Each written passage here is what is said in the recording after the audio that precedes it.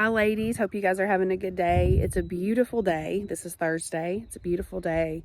The weather feels so good. So glad for some warm weather. But last night as I was weeding my flower beds, I kind of had a little bit of some revelation and I wanted to share it with you all. I was weeding in my flower beds, and in one galvanized pot I have a ivy plant that I planted there several years ago. And so each year it's kind of grown and it's developed even stronger roots, and it's kind of gotten a little bigger, and an ivy is something that will crawl and climb, so it's kind of needs some weeding out. It needs cleaned up a little bit. There's some dead parts on it. So I was doing that last night, and I didn't realize how strong the roots are in an ivy plant. I love ivy plants. My grandmother always had them, so they kind of remind me of her, and I just like the way they look and that they're kind of fillers. They grow and spread and things. So in this galvanized pot, as I begin to pull on the roots of this ivy plant, I was like, wow, this is going to take some arm strength to get this off of here, because it was rooted very strongly and the root had gotten very big. And I'm going to show you a picture of this here in just a minute. And it was like, wow. And then the Lord just began to speak to me some things. And if you all have heard me preach for any time, you would know that I have preached on roots before and being rooted and grounded in things and pulling up roots. So I love to preach about the roots and stuff, because I think there's so much revelation behind weeding flower beds, behind cleaning things off and all that type of thing. So as I began to pull up some of these roots last night out of this plant to clean them up, I noticed how big the roots were, but then all of these little tiny roots were sprouting off of the big root. So let me change my camera here if it will let me. Okay, it's not going to let me change the view, so I'm going to do it this way. Okay, so do you guys see there's two huge roots. Now they've kind of dried out since last night, but they're like huge roots that took some time to grow. But and there was two kind of large roots here, two big roots. Okay, I'm going to drop this one because it's hard for me to hold this. But as you can see, there is all kinds of little roots that are not as strong, but there are all kinds of little roots that are sprouting off of that big root. Okay, so as I began to have revelation, and I will send you guys a clearer picture of this, but as I was having revelation about this, the Lord began to say, if you have begin to minister to me, one big root of bitterness or hurt. So let's look at the big root as bitterness or hurt, or something big, something that's hurt really bad. You could look at any of the works of the flesh in Galatians 5, I believe is where that's at. But the works of the flesh, we can look at what the works of the flesh are, and then we can look at the works of the Spirit. So we can take some of the works of our flesh and sin, and we have this big root here. But look at all of the little tiny roots that are coming off of this big root. So you have a big root of bitterness here. Someone hurt you, you're bitter towards them. But look at the jealousy, look at the strife.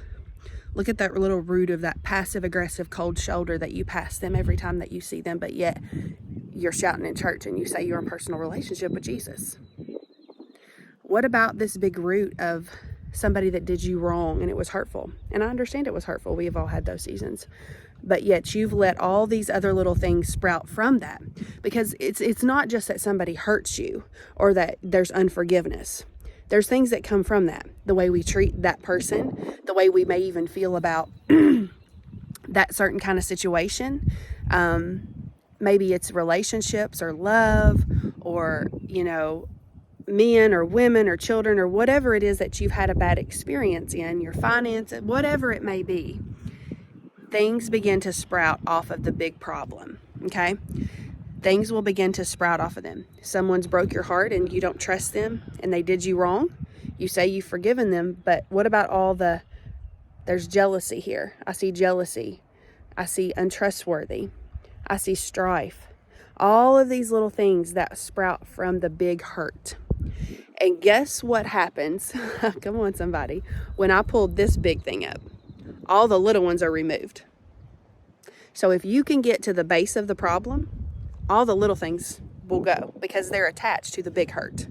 So you have to get past and pull up the big hurt and the root of the problem to get to all these little things that are starting. Because if I would let all these little roots, if I would have not pulled this up, eventually in time, these little roots will begin to be bigger. As you can see, there's one little one like right here that's a little bit bigger than some of the thinner ones, some of the little ones, but it's not quite as big as the bigger root here. So if I can get to the big root, if I can get to the root of the problem, all the other stuff will be removed as well. So I challenge you today. It's time to clean out flower beds as we do this. I mention this usually about once a year, but this year was a different kind of revelation with this root and all the little roots that are attached to the big problem in the big root. And usually these things that are in here are a work of the flesh. They're not a work of my Father. They're not a reflection of who He is. So I think we all have these places that we can visit to make sure to clean out. And sometimes these places hurt to pull up, right? It hurts to go there. And some of you have heard me say this before, take him to the place. And there's a song about that. Amanda Crabb wrote a song about take him to the place where shattered dreams were broken. Take me to the place of unforgiveness. Take me to the place where it hurts. Because it's in that place, whenever you pull up the root, you find your freedom. He will fill you there. He will heal you there. That's what He will do there. And oftentimes we don't want to visit this place because there's a memory attached to it. But guess what? As long as it's inside of here and you've got it inside of here, you always have that memory. It's always there deep down. You may not think of it every day. And some of you, it torments you every day. So you need to remove it. But it might be buried in here, but it's still there. And as long as it's still inside of you, you have to deal with it. And what you don't confront grows. This root was not confronted years ago. So now look at all that I have. Okay? And so you must confront it, get it out of there, take him to the place, even though it hurts. And as I was pulling these weeds last night, there is a rose bush right behind where this pot is. So therefore, some of the thorns of the rose bush had fallen into that galvanized tub. So therefore, when I'm pulling, my finger actually started bleeding because I got a little thorn in there. And I just thought, sometimes it hurts. There's blood, sweat, and tears. But I'm going to clean this up. We're going to get this taken care of so I can move forward and see the beautiful fruit this summer of the flowers and see the beautiful things, because I can't have all the nastiness in there with my new flowers and seeing new blooms. This can't be in there and be nice where there's new blooms. So I've got to get this kind of stuff out of there for this next season where things are going to start blooming. Come on, somebody, right?